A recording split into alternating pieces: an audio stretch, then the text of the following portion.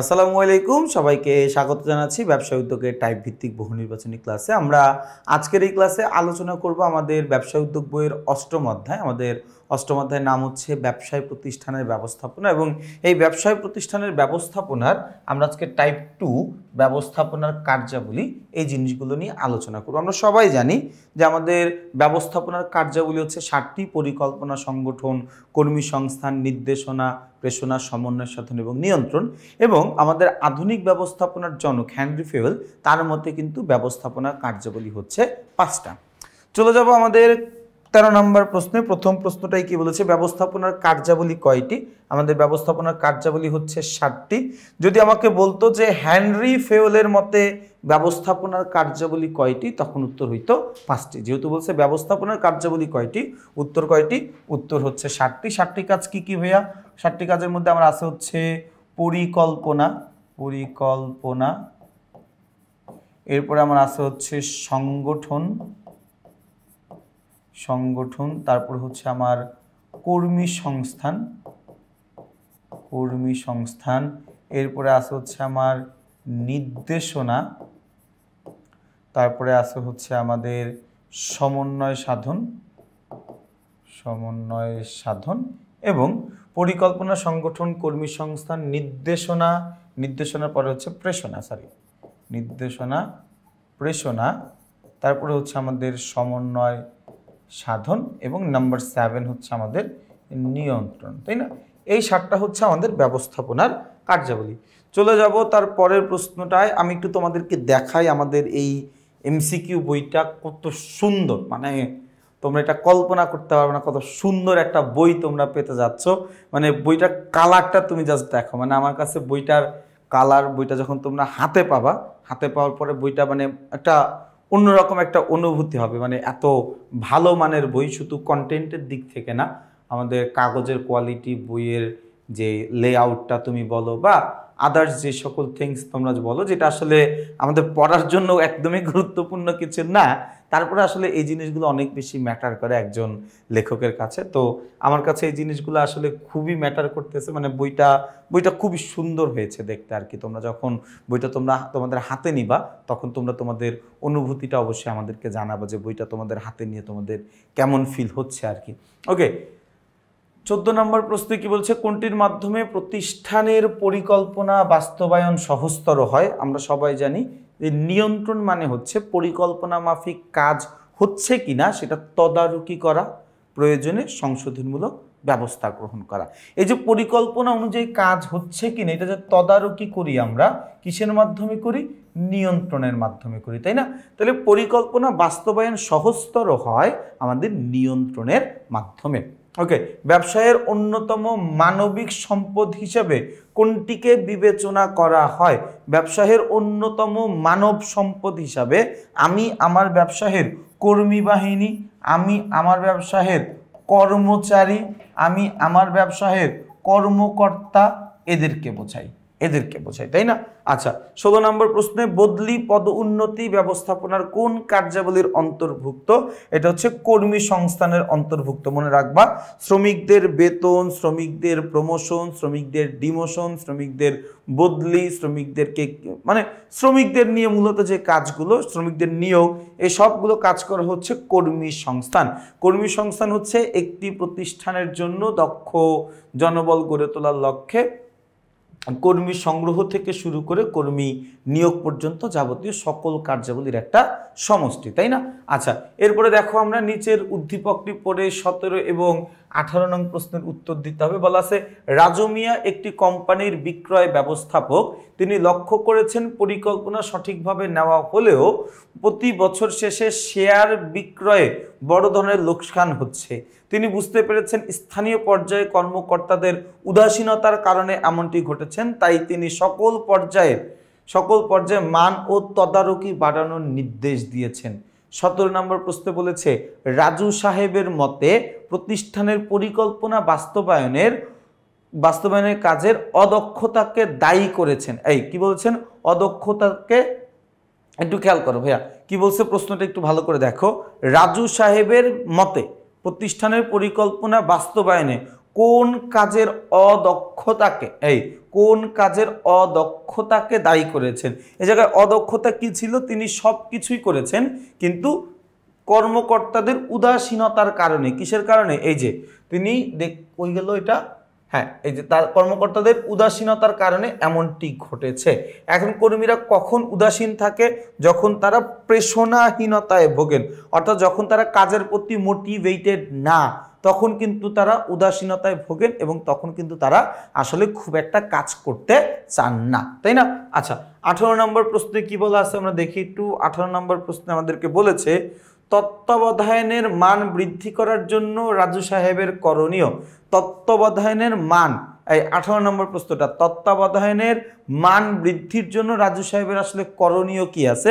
রাজু সাহেব করতে পারে নির্দেশ পালিত হচ্ছে কিনা সেটা ভালো করে খেয়াল করা, কেউ ভুল করলে সেটা সংশোধন করে দেওয়া, দায়িত্ব পালনে অবহেলার জন্য শাস্তি দেওয়া। উত্তর হচ্ছে 1, 2, 3, অর্থাৎ ঘ নম্বরটা হচ্ছে উত্তর। কর্মী সংস্থানের অন্তর্ভুক্ত হলো, কর্মী সংস্থানের অন্তর্ভুক্ত কি কি ভাইয়া একটু খেয়াল করে দেখো। কর্মী সংগ্রহ করা, কর্মীদের প্রশিক্ষণ দেওয়া, এই দুইটাই কিন্তু কি আমাদের কর্মী সংগ্রহের উদ্দেশ্য। কর্মী সংস্থানের বিষয়ভুক্ত। দায়িত্ব ক্ষমতা বন্টন, এটা মূলত হচ্ছে সংগঠিতকরণের কাজ, তাই না?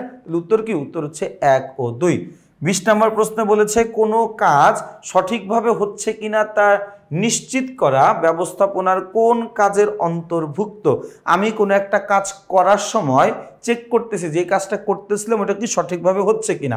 এই যে তদারকি করার যে ব্যবস্থাটা, সেটা আসলে আমরা মূলত করে থাকি নিয়ন্ত্রণের মাধ্যমে। কিসের মাধ্যমে? নিয়ন্ত্রণের মাধ্যমে, তাই না?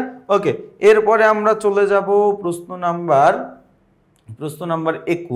21 নম্বর প্রশ্নে বলেছে জনাব মনির তার প্রতিষ্ঠানের বিভিন্ন কার্যাবলী প্রত্যক্ষ করে সমস্যা চিহ্নিত করা সহ সমাধানের ব্যবস্থা করেন। মনিরের কাজটি ব্যবস্থাপনার কোন কাজের অন্তর্ভুক্ত? খেয়াল করে দেখো, মনির সে কি করে? প্রতিষ্ঠানের বিভিন্ন কার্যাবলী প্রত্যক্ষ করেন, মানে পর্যবেক্ষণ করে সমস্যা চিহ্নিত করে এবং সমস্যা চিহ্নিত করে ওটা সমাধানের ব্যবস্থা করেন। তাহলে এটার উত্তর কি হবে? উত্তর হচ্ছে নিয়ন্ত্রণ, কারণ নিয়ন্ত্রণই হচ্ছে একমাত্র পর্যবেক্ষণ পদ্ধতি, যেই পদ্ধতিতে আমরা আসলে পরবর্তীতে আমার কাজটা ঠিক আছে কিনা বা আমি কি আমার কাজটা ঠিকভাবে করছি কিনা এই জিনিসটা আমরা তদারকি করি, তাই না? আচ্ছা, 22 নম্বর প্রশ্নে বলেছে কোনটি নির্দেশনা কার্যাবলীর অন্তর্ভুক্ত? কর্মীদের প্রশিক্ষণ প্রদান, সুশৃঙ্খল কাজ নির্ধারণ করা। নির্দেশনা কি? কোনো দল বা গোষ্ঠীর আচরণকে কাজে লাগিয়ে আমি আমার প্রতিষ্ঠানের লক্ষ্যের দিকে যখন এগিয়ে যাব, এই পুরো প্রসেসটাকে বলা হয় নির্দেশনা। একজন ব্যবস্থাপক, একজন নেতা কর্মীকে লক্ষ্যের দিকে এগিয়ে নিয়ে যাওয়ার জন্য যেই সকল কার্যাবলী করেন সেগুলোই তো নির্দেশনা, তাই না? তাহলে সুশৃঙ্খল কাজ নির্ধারণ করা এটা কিন্তু কি একটা নির্দেশনা কার্যাবলীর অন্তর্ভুক্ত। প্রতিষ্ঠানের অন্যতম উপাদান কোনটি? প্রতিষ্ঠানের অন্যতম গুরুত্বপূর্ণ উপাদান হচ্ছে কর্মী বাহিনী, অর্থাৎ শ্রমিক কর্মী, বা এটাকে আমরা আরেকভাবে বলতে পারি মানব সম্পদ। ওকে, 23 নম্বর প্রশ্নের পরে আমরা চলে যাব প্রশ্ন নাম্বার 24। প্রশ্ন নাম্বার 24-এ কি বলা আছে আমরা দেখি। এই প্রশ্ন নাম্বার 24-এ কি বলা আছে? প্রশ্ন নাম্বার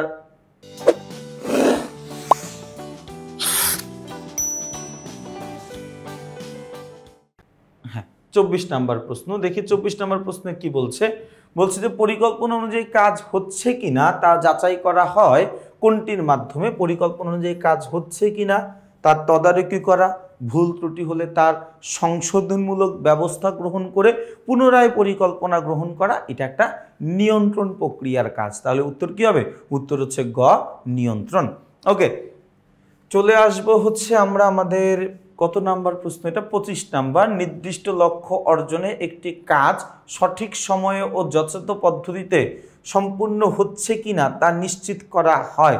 আমাদের একটা কাজ সঠিক সময়ে, সঠিক পদ্ধতিতে, সঠিক মানের মাধ্যমে সম্পন্নিত হচ্ছে কিনা বা সম্পূর্ণ হচ্ছে কিনা এটা তদারকি করা হয় নিয়ন্ত্রণের মাধ্যমে। ব্যবস্থাপনার সর্বশেষ কাজ কোনটি? ব্যবস্থাপনা প্রক্রিয়ার সর্বশেষ কাজ হচ্ছে নিয়ন্ত্রণ। ব্যবস্থাপনা প্রক্রিয়ার সর্বশেষ কাজ কোনটি? সর্বশেষ কাজ হচ্ছে নিয়ন্ত্রণ, তাই না? ওকে, চলে যাব প্রশ্ন নাম্বার 27। 27 নাম্বার প্রশ্নে কি বলা আছে দেখি। বলা আছে পরিকল্পিত উপায়ে কোনো কাজ যথাসময়ে ও সঠিক পদ্ধতিতে পরিকল্পিত উপায়ে কোনো কাজ যথাসময়ে ও সঠিক পদ্ধতিতে সম্পূর্ণ করার যে প্রক্রিয়াটা, এই প্রক্রিয়াটাকে আসলে আমরা কি বলি? 27 নম্বরটা দেখো কি বলছে, যে পরিকল্পিত উপায়ে যে কোনো একটা কাজ যথাসময়ে এবং সঠিক পদ্ধতিতে সম্পূর্ণ করার যে প্রক্রিয়াটা, এই প্রক্রিয়াটাকে আমরা কি বলি? এই প্রক্রিয়াটাকে আমরা বলি নির্দেশনা দান। কারণ নির্দেশনার মাধ্যমে আমরা আসলে একটা সঠিক পদ্ধতি, মানে নির্দেশনা মানে কি? গাইডলাইন দেওয়া। একজন নেতা থাকে, একজন বস থাকে, তিনি কি করেন? আমাকে গাইড করেন যে ভাইয়া তুমি এইভাবে করো, ওইভাবে করো, এইটা কইরো না, ওইটা কইরো না, এইভাবে আমাকে পরামর্শ প্রদান করে, তাই না? আচ্ছা, 28 নম্বর প্রশ্নে দেখো, মিস্টার রবিন তার ব্যবসায়ের বদমেজাজি ও অসৎ কর্মীদের ছাঁটাই করেন। বদমেজাজি ও অসৎ কর্মচারী অপসারণ মিস্টার রবিনের জন্য কোন কার্যাবলীর অন্তর্ভুক্ত? কোন কার্যাবলীর অন্তর্ভুক্ত ভাইয়া? কর্মী সংস্থান কার্যাবলীর অন্তর্ভুক্ত। দেখো, আমার প্রতিষ্ঠানে শ্রমিক কর্মচারীদের নিয়ে যত ধরনের আমরা কাজ করব, শ্রমিকদেরকে নিয়োগ দেওয়া, শ্রমিকদেরকে পদোন্নতি দেওয়া, শ্রমিকদের বেতন বাড়ানো, শ্রমিকদেরকে বোনাস দেওয়া, তাদেরকে পেশনা দেওয়া, এগুলো সব কাজই কি আমার কর্মী সংস্থানের অন্তর্ভুক্ত। চলে যাব আমরা প্রশ্ন নাম্বার 29-এ। কি বলা আছে? কোনটির দ্বারা কর্মীরা মানসম্পন্ন কাজ সম্পাদনে সক্ষম হয়? কোনটির মাধ্যমে কর্মীরা কি করতে পারে? কোনটির মাধ্যমে কর্মীরা একটা ভালো কাজ করতে পারে বা ভালো কাজ করতে তারা আসলে অনেক বেশি আগ্রহী হয়? এটার উত্তর হচ্ছে প্রেরণা। প্রেরণাকে আমরা ইংরেজিতে বলি হচ্ছে মোটিভেশন, তাই না? এই প্রেরণাকে ইংরেজিতে কি বলি? মোটিভেশন। প্রেরণা মানে কি? কর্মীদেরকে কাজের প্রতি স্বেচ্ছায় প্রণীত করার একটা প্রক্রিয়া। তুমি দেখবা যে শ্রমিক কর্মচারীরা অনেক সময় এরকম হয়, তারা আসলে কাজের প্রতি আগ্রহ হারিয়ে ফেলে, যে তারা কাজ করতে চাচ্ছে না বা কাজ করাটা তাদের কাছে এখন পছন্দনীয় হচ্ছে না। তখন মালিক পক্ষের বা ব্যবস্থাপনার উচিত যে শ্রমিকদেরকে নানা রকমভাবে মোটিভেট করা। এখন এটা হইতে পারে তাকে একটু নাস্তা করানো, হইতে পারে তাকে একটু বেতন বাড়িয়ে দেওয়া, হইতে পারে তাকে একটু বোনাস দেওয়া। বিভিন্নভাবে আসলে আমরা প্রেরণা দিতে পারি, আর্থিক উপায়ে বা অনার্থিক উপায়ে, দুইভাবেই কি করা যায়? প্রেরণা প্রদান করা যায়। আচ্ছা, এরপরে 30 নম্বর প্রশ্নে দেখো কি বলা আছে। বলা আছে কর্মীদের আদেশ নির্দেশ প্রদান করাকে কি বলে? কর্মীদেরকে আমি কোনো একটা কাজ করতে বললাম, ওদেরকে বললাম যে বাবা তোমরা এই কাজ কইরো না, এই যে আদেশ বা নির্দেশ প্রদান করছি, এটাকে বলা হয় নির্দেশনা। এটাকে কি বলা হয়? নির্দেশনা। এরপর দেখো কি বলা আছে। বলা আছে প্রতিষ্ঠানের কর্মীদেরকে কাজের প্রতি আগ্রহী ও উৎসাহী করার প্রক্রিয়াকে বলা হয় প্রেরণা। কর্মীদেরকে আমরা কাজের প্রতি আগ্রহী করে তুলব বা উৎসাহিত করে তুলব যেই প্রক্রিয়ার মাধ্যমে, সেটার নাম হচ্ছে প্রেরণা বা মোটিভেশন। ওকে, এরপরে দেখো 32 নম্বর প্রশ্নে কি বলেছে। বলেছে নির্দেশনাকে কিসের সাথে তুলনা করা হয়? নির্দেশনা এবং নেতৃত্ব দুইটা আসলে সিমিলার জিনিস, দুইটা একই টাইপের জিনিস, দুইটার মধ্যে আসলে খুব একটা পার্থক্য কিন্তু নাই। কোনটি ব্যবস্থাপনা প্রক্রিয়ার প্রথম কাজ বা কোনটি ব্যবস্থাপনা প্রক্রিয়ার প্রাথমিক কাজ? উত্তর হচ্ছে পরিকল্পনা, বা ইংরেজিতে যেটাকে আমরা বলি সেটা হচ্ছে প্ল্যানিং। 34 ও 35-এর জন্য একটা উদ্দীপক পড়বো আমরা। উদ্দীপকে কি বলা আছে আমরা দেখি।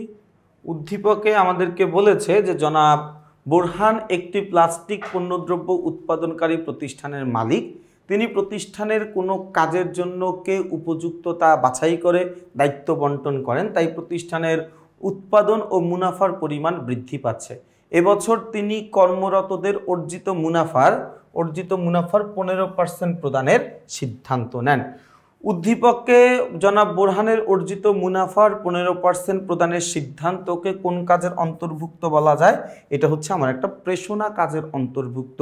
প্রেরণা হচ্ছে কর্মীদেরকে মূল বেতনের বাহিরে অন্য আনুষঙ্গিক আর্থিক বা অনার্থিক সুবিধা দেওয়া, যার ফলে কর্মীরা কাজ করতে আগ্রহ বোধ করে, এরকম সুবিধাগুলোকে আমরা বোঝাই, তাই না? জনাব বোরহানের এই সিদ্ধান্তের ফলে কর্মীদের আগ্রহ বৃদ্ধি পাবে, মানসম্মত কাজ সম্পাদন হবে এবং ঐক্যবদ্ধভাবে কাজ সম্পাদন করা হবে। উত্তর কিন্তু 1, 2, 3 তিনটাই উত্তর, অর্থাৎ ঘ নাম্বারটা হচ্ছে উত্তর। চলে যাব প্রশ্ন নাম্বার 36 নম্বর প্রশ্নটাই দেখি কি বলা আছে। ওকে, 36 নম্বর প্রশ্নে কি বলা আছে? বলা আছে যে প্রেষণার কাজ কোনটি? প্রশ্ন নম্বর 36 বলছে প্রেষণার কাজ কোনটি? প্রেষণার কাজ হচ্ছে কর্মীদেরকে কাজ করতে উৎসাহিত করা, কর্মীদেরকে কাজ করতে উৎসাহিত করা। কিসের মাধ্যমে? বিভিন্ন বিভাগ ও উপবিভাগের মধ্যে যোগাযোগ স্থাপন করা হয়, সমন্বয় সাধনের মাধ্যমে। সমন্বয় সাধন কি? প্রতিষ্ঠানে নিয়োজিত বিভিন্ন বিভাগ ও উপবিভাগের মধ্যে সুসম্পর্ক স্থাপন করাকে আমরা কি বলি? সুসম্পর্ক স্থাপন করাকে আমরা সমন্বয় সাধন বলি। চলে যাব প্রশ্ন নাম্বার 38 নাম্বার প্রশ্নে কি বলা আছে? বলা আছে ব্যবস্থাপনা প্রক্রিয়ায় নিয়ন্ত্রণ পরবর্তী কাজ কোনটি? নিয়ন্ত্রণ পরবর্তী কাজ পরিকল্পনা। তার কারণ ব্যবস্থাপনা হচ্ছে একটি চলমান প্রক্রিয়া, একটা গতিশীল প্রক্রিয়া, এটা চক্রাকারে ঘুরতেই থাকে, একটার পর একটা কাজ সম্পাদন হতেই থাকবে। তো যখন আমার নিয়ন্ত্রণে গিয়ে ব্যবস্থাপনা প্রক্রিয়াটা শেষ হয়ে যাওয়ার কথা, শেষ না হয়ে আবার কিন্তু পরিকল্পনা থেকে সার্কেলটা শুরু হয়ে যায়। ওকে, 39 বলা আছে ব্যবসায় প্রতিষ্ঠানের মানবীয় ও অমানবীয় উপাদানগুলোকে একত্রিতকরণকে কি বলে? সংগঠিতকরণ। দেখো, প্রতিষ্ঠানের লক্ষ্য অর্জনের উদ্দেশ্যে ব্যবহৃত হবে এমন সকল মানবীয় ও বস্তুগত উপাদানগুলোকে একত্রিত করাকে আমরা বলি সংগঠিতকরণ। আমাদের ব্যবস্থাপনায় 6M, তো ওই 6Mটা আসলে তোমাদের জানার দরকার নেই, কারণ এটা একটু বড় ক্লাসের পড়া, তো আমি চাচ্ছি না এই বয়সে তোমাদের মাথায় আসলে এত বেশি একটা প্রেশার দিতে। আমরা চলে যাব হচ্ছে আমাদের প্রশ্ন নাম্বার 40 নাম্বার প্রশ্নে কি বলা আছে দেখি। বলা আছে নিয়ন্ত্রণের ভিত্তি কি? আমরা যে নিয়ন্ত্রণ করি, এই নিয়ন্ত্রণটা আসলে কিসের উপর ভিত্তি করে করি, তাই না? নিয়ন্ত্রণটা আমরা মূলত করি হচ্ছে পরিকল্পনার উপর ভিত্তি করে। কার উপর ভিত্তি করে? পরিকল্পনার উপর ভিত্তি করে। এরপরে দেখো, নিয়ন্ত্রণ ব্যবস্থাপনার কততম ধাপ? নিয়ন্ত্রণ হচ্ছে ব্যবস্থাপনা প্রক্রিয়ার 7ম ধাপ অথবা সর্বশেষ ধাপ, তাই না? তাহলে দেখো ভাইয়া, আমরা কিন্তু টাইপ 2 এটা খুবই সুন্দরভাবে আলোচনা করে ফেললাম। ইনশাল্লাহ আমরা আগামী পর্বে টাইপ 3 থেকে আলোচনা করা শুরু করব। এবং ব্যবসায় উদ্যোগ বলেই যে আমরা শুধুমাত্র রিডিং করে যাব এরকমটা ভাবার কোনো সুযোগ নাই। আমরা যথেষ্ট পরিমাণের ব্যাখ্যা করব, যথেষ্ট পরিমাণে বিশ্লেষণ করব, যাতে করে এই উসিলায় তোমাদের সৃজনশীলও কিছুটা উপকার হয়। আর যারা যারা এখনও আমাদের এই এমসিকিউ বইটা সংগ্রহ করো নাই, তাদেরকে বলবো যত দ্রুত সম্ভব বইটা সংগ্রহ করে ফেলো। এই বইটা তোমাদের জন্যই অনেক বেশি উপকারে আসবে। ইনশাল্লাহ এই বইটা থেকেই তোমরা সর্বোচ্চ বহু নির্বাচনী প্রশ্ন কমন পাবা। তো তোমাদেরকে শুভকামনা জানিয়ে আমি আমার আজকের এই ক্লাসটা এখানেই শেষ করছি। সবাই ভালো থাকবা, সুস্থ থাকবা, আমার জন্য বেশি বেশি করে দোয়া করবা। আসসালামু আলাইকুম।